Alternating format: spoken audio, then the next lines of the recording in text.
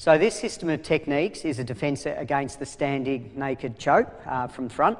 To keep in mind that this is a reality-based self-defence application, so it's not like for your sporting environment. This is basically reality-based, or the combative side of trying to stop the threat as quick as possible.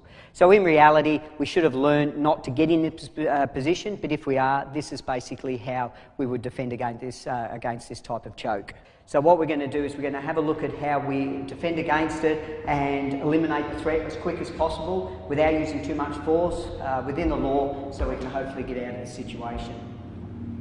So basically we start off, if we have got into this position, because basically in reality based we try and teach a bit of environmental and situational awareness so we don't end up in this situation, but let's just say worst case scenario we have.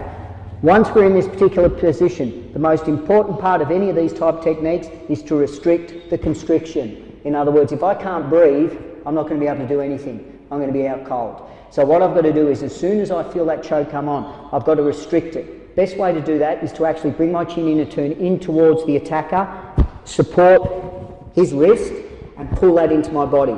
What that's doing is that's starting to stop the constriction around my neck. In reality based, one of the most important things too is what we call simultaneous strikes at the same time. As I'm doing that, I need to be able to strike the attacker into the face and at the same time then effect a takedown. When we take down, we're not trying to do a sweep or a hook. All we're trying to do is take that leg down by tapping in the back of the knee to cause the attacker to go down. As he's going down, this hand is still sitting across the neck.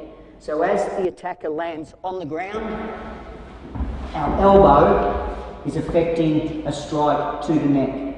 Once again, to try and stop the threat as quick as possible. We have to make sure that the threat has stopped. So what we do here is I throw a knee strike in to be able to gather what we call least resistance, to be able to remove myself from the grip of the attacker. Another strike just to make sure that we have negated the threat, and then back away. When we back away, we never turn our back on the attacker, just in case the threat still exists.